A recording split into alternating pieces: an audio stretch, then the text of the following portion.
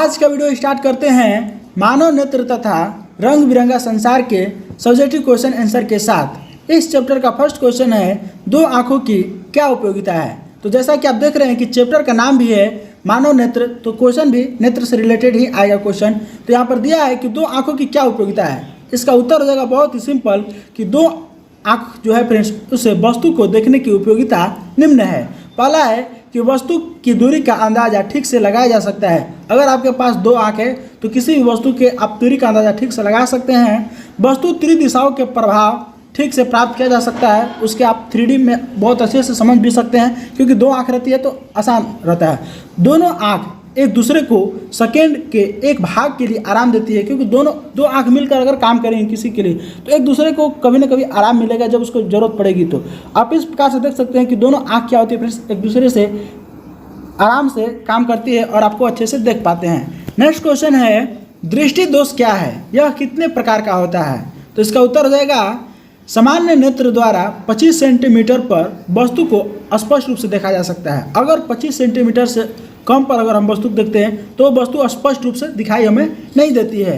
जब इस स्पष्ट दर्शन की न्यूनतम दूरी फ्रेंड्स वस्तु के स्पष्ट नहीं देख पाता है तो कहा जाता है कि नेत्र में दृष्टि दोष है। और यह मुख्यतः 4 प्रकार का दृष्टि दोष होता है। पहला होता है दीर्घ दृष्टि दोष, दूसरा होता है जरा दृष्टि दोष, तीसरा अबिंदुकता तथा चौथा होता है फ्रेंड्स निकट दृष्टि दोष।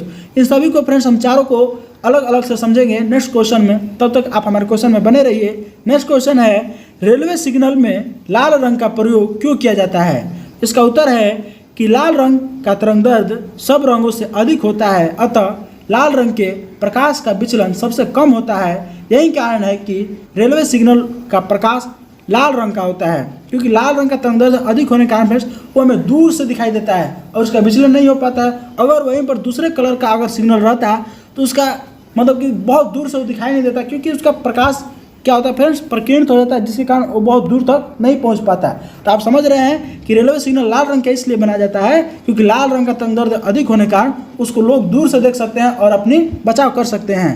नेक्स्ट क्वेश्चन है टिंडल प्रभाव क्या है। ठीक है, ये भी बहुत इंपॉर्टेंट प्रश्न है फ्रेंड्स, जो हर बार एग्जाम में आता है। जब किसी घने जंगल के बितान में सूर्य के प्रकाश गुजरता है तो टिंडल प्रभाव को देखा जाता है। जंगल में कुहासे में जल की सूक्ष्म बूंदें प्रकाश को प्रकीर्णित कर देती है। इस प्रकार से फ्रेंड्स टिंडल प्रभाव देखने को दिखाई देता है। सपोज कीजिए, मान लीजिए आपके घर में कोई खिड़की है और खिड़की से जब प्रकाश की किरणें आती है फ्रेंड्स, मान लीजिए यहाँ पर इस प्रकार से कोई भी खिड़की है इस प्रकार से, ठीक है, और यहाँ से इसमें से कोई भी प्रकाश की किरणें इस प्रकार से आती है, तो आप देखते होंगे फ्रेंड्स कि जब ये प्रकाश की किरणें आती है तो ये बहुत दूर से इस प्रकार से आती है। इसमें क्या होता है, आपको बहुत सारे आप देखिएगा आपको कण दिखाई देते हैं इस प्रकार से, जो काला कण होते हैं इस प्रकार से इसमें उड़ते रहते हैं। इसी को हम लोग फ्रेंड्स क्या कहते हैं, टिंडल प्रभाव कहते हैं, जो आपको अब बहुत ही क्लियरली समझ में आ गया होगा। ठीक है, नेक्स्ट क्वेश्चन है हमारा कि स्पेक्ट्रम क्या है। ठीक है, तो स्पेक्ट्रम क्या है, तो जब श्वेत प्रकाश जो होता है फ्रेंड्स, जो सूर्य का प्रकाश होता है कैसा होता है, श्वेत होता है, किसी प्रिज्म से होकर गुजरता है तो यह 7 रंगों में विभाजित हो जाता है तथा प्रकाश के अवद्रवी वर्णों के इस पैटर्न को स्पेक्ट्रम कहा जाता है। ठीक है, ये क्या होता है फ्रेंड्स, 7 रंगों में विभाजित होता है जो प्रकाश किरण, ये एक पर्दे पर प्राप्त किया जा सकता है जिसको हम लोग स्पेक्ट्रम के नाम से जानते हैं। और यही अवयवी वर्णों के इस पैटर्न, ये जो पैटर्न है लाल हरा इस प्रकार से सभी कलर, जो 7 कलर होता है फ्रेंड्स, इसी कलर को हम लोग क्या कहते हैं, स्पेक्ट्रम कहते हैं। नेक्स्ट क्वेश्चन है दीर्घ दृष्टि दोष तथा निकट दृष्टि दोष किसे कहते हैं। तो इसका उत्तर हो जाएगा दीर्घ दृष्टि दोष युक्त व्यक्ति दूर की वस्तु को स्पष्ट देख लेता है। अगर किसी को भी दीर्घ दृष्टि दोष हुआ उसको हम लोग दूरदृष्टि दोष भी कहते हैं। ठीक है, तो दूरदृष्टि दोष जिसको होता है वो दूर की तो वस्तु को स्पष्ट देख लेता है, लेकिन नज़दीक की वस्तु को क्या करता है फ्रेंड्स, निकट की वस्तु को स्पष्ट नहीं देख पाता है, उसको हम लोग दूरदृष्टि दोष कहते हैं। लेकिन अगर निकट दृष्टि दोष हुआ है तो वो निकट की वस्तु को आसानी से देख लेगा, लेकिन दूर की वस्तु को आसानी से नहीं देख पाता है फ्रेंड्स, उसी को हम लोग निकट दृष्टि दोष कहते हैं। तो आपको एक बात क्लियरली समझ में आ गया होगा। नेक्स्ट क्वेश्चन है आँख की सुगराही का क्या अर्थ है। इसका उत्तर हो जाएगा मध्यम प्रकाश में भी वस्तु को देखने वाली आँख को क्या कहते हैं फ्रेंड्स, सुगराही आँख कहते हैं तथा यह गुण सुगराहिता कहलाती है। और इसी गुण के कारण फ्रेंड्स आँख को हम लोग सुगराही आँख के नाम से भी जानते हैं, क्योंकि मान लीजिए मध्यम प्रकाश में भी आप देखते हैं। सपोज कीजिए आप छत पर से आप अपने घर में गए, ठीक है, घर में थोड़ा सा अंधेरा है, उसमें आप क्या देखेंगे, आपको लोग जो है वो नहीं दिखाई देंगे, कुछ देर के बाद दिखाई देंगे, क्योंकि आपकी जो पुतली का आकार है फ्रेंड्स वो छोटा हो गया। धीरे धीरे जैसे ही प्रतारिका आपकी बढ़ेगी तो आप उन सारी चीज़ों को अच्छे से देख पाएंगे। लेकिन जो उस घर में हैं उन लोग की आंख एक प्रकार की सुगराई आंख है, क्योंकि उनकी प्रतारिका बड़ी हो चुकी है और आपके बड़ी होने में टाइम है, तो कंपेयर कीजिएगा तो उनकी आंख क्या है, एक प्रकार की सुगराई आंख आप कह सकते हैं। नेक्स्ट क्वेश्चन है, निकट दृष्टि दोष और दूर दृष्टि दोष में किन्हीं 3 अंतर को लिखे। इसका उत्तर रहेगा कि दूर दृष्टि दोष वाला जो व्यक्ति होता है फ्रेंड्स वो दूर की वस्तुओं को स्पष्ट तो देख लेता है लेकिन निकट की नहीं देख पाता है। वहीं पर फ्रेंड्स निकट दृष्टि दोष वाला व्यक्ति दूर की वस्तु को नहीं देख पाता है, जबकि दूर दृष्टि दोष वाला व्यक्ति दूर की वस्तु को आसानी से देख पाता है।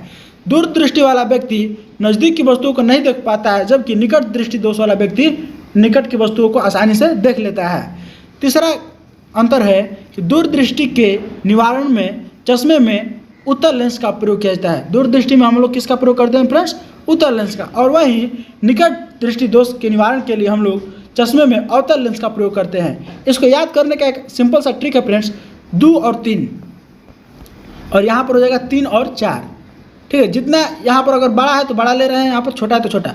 और देखिए 2 का मतलब है दूर और 3 का मतलब है उत्तल। लेंस में भी 3 अक्षर का छोटा अक्षर है, तो दूर दृष्टि के निवारण के लिए हम लोग उत्तल लेंस का प्रयोग करते हैं। और निकट 3 अक्षर का शब्द है, और अवतल जो है 4 अक्षर का शब्द है, तो निकट दृष्टि दोष के लिए हम लोग अवतल दर्पण का उपयोग करते हैं। आप इस प्रकार से भी इसको समझ सकते हैं, याद रखने का ये एक आसान ट्रिक है। नेक्स्ट क्वेश्चन है, नेत्र में जरा दृष्टि दोष का क्या कारण है। इसका उत्तर देगा, यह बुढ़ापे का वह नेत्र है, ठीक है, इस उम्र में नेत्र की सिलेरी पेशियों का लचीलापन समाप्त हो जाता है, ठीक है, और वो ठीक से काम नहीं कर पाती है, और नेत्र में संधान शक्ति की कमी के कारण दूर बिंदु और निकट बिंदु का सामंजस्य नहीं हो पाता है।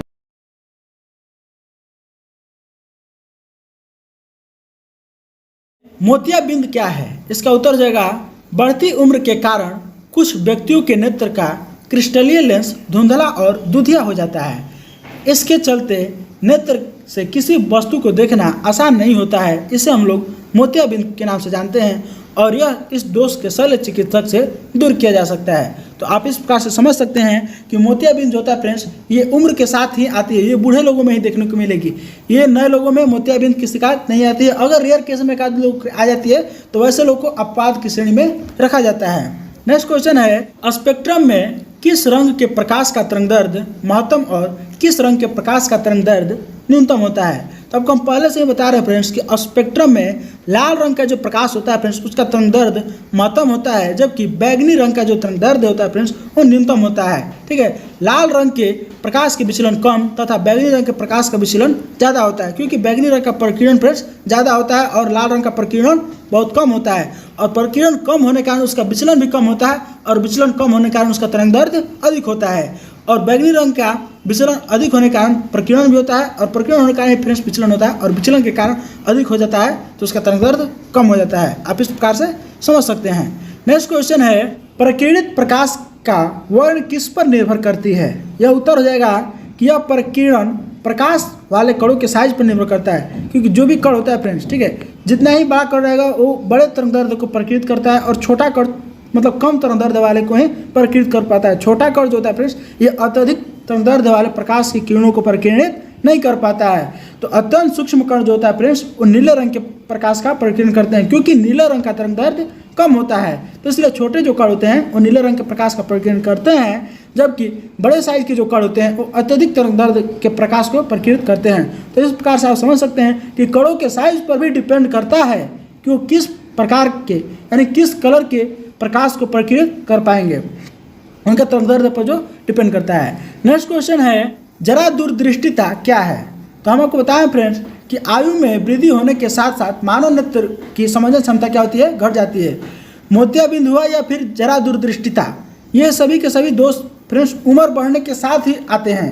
क्यों आते हैं? क्योंकि अधिकांश व्यक्तियों के निकट बिंदु क्या होता है फ्रेंड्स, दूर हट जाता है, तथा संशोधक चश्मे के बिना उन्हें पास की वस्तुओं को आराम से देखने में कठिनाई होती है। इसलिए ज़्यादातर बूढ़े लोग क्या होते हैं फ्रेंड्स, आँख बनाते हैं, नहीं तो चश्मे का उपयोग करते हैं। अब तो जो निकट दृष्टि दोष और दूर दृष्टि दोष है ये तो बच्चों में होती है, तो हालांकि हम इसकी बात नहीं कर रहे हैं, हम बात कर रहे हैं मोतियाबिंद और जरा दूरदृष्टिता दोष की।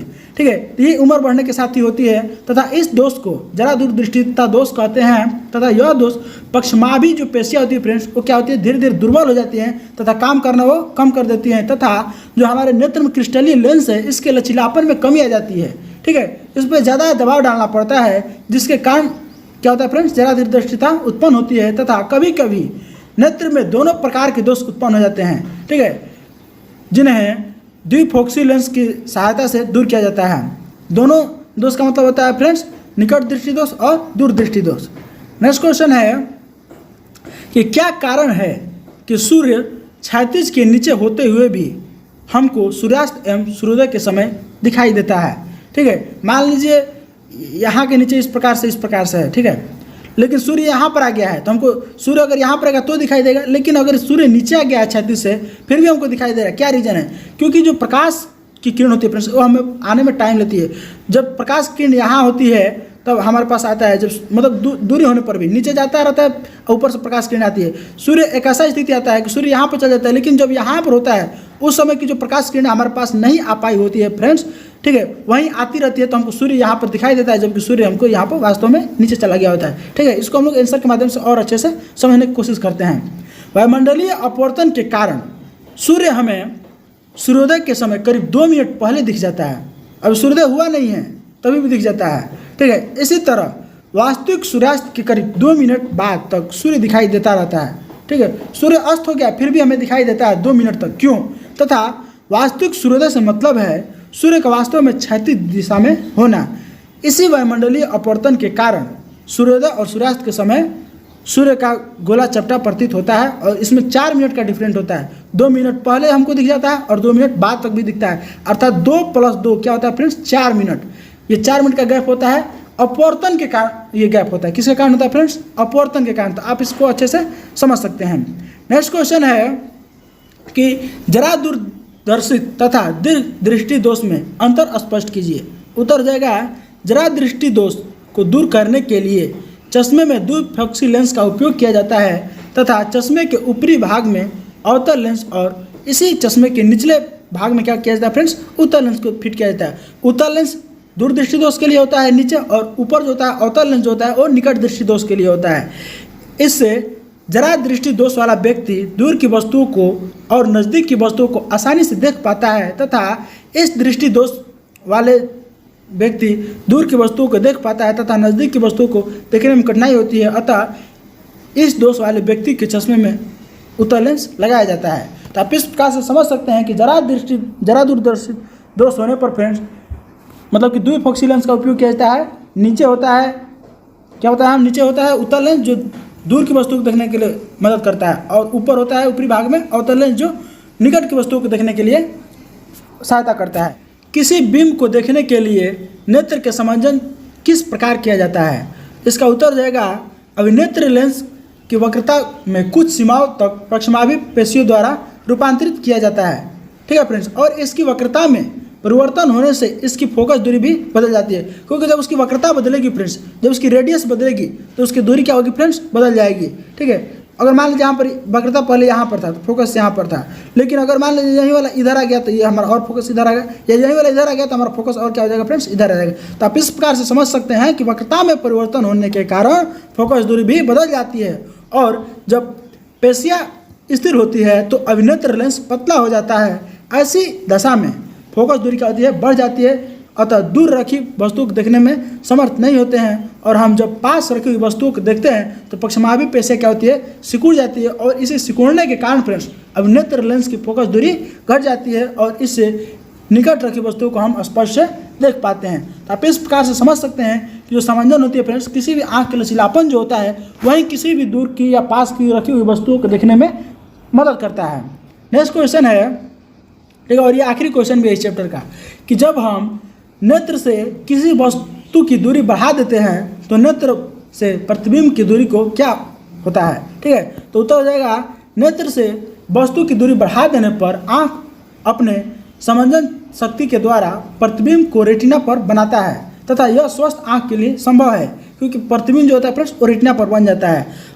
नेत्र और रेटिना के बीच की दूरी सदा स्थिर होती है तथा दृष्टि प्राप्त 10 सेंटीमीटर से अनंत बिंदु तक होती है, क्योंकि वो 10 सेंटीमीटर से लेकर के आप अनंत तक की वस्तुओं को देख सकते हैं। और हम आपको बताए हैं कि 25 सेंटीमीटर से कम पर अगर आप वस्तु को देखेंगे तो आपको स्पष्ट नहीं दिखती है।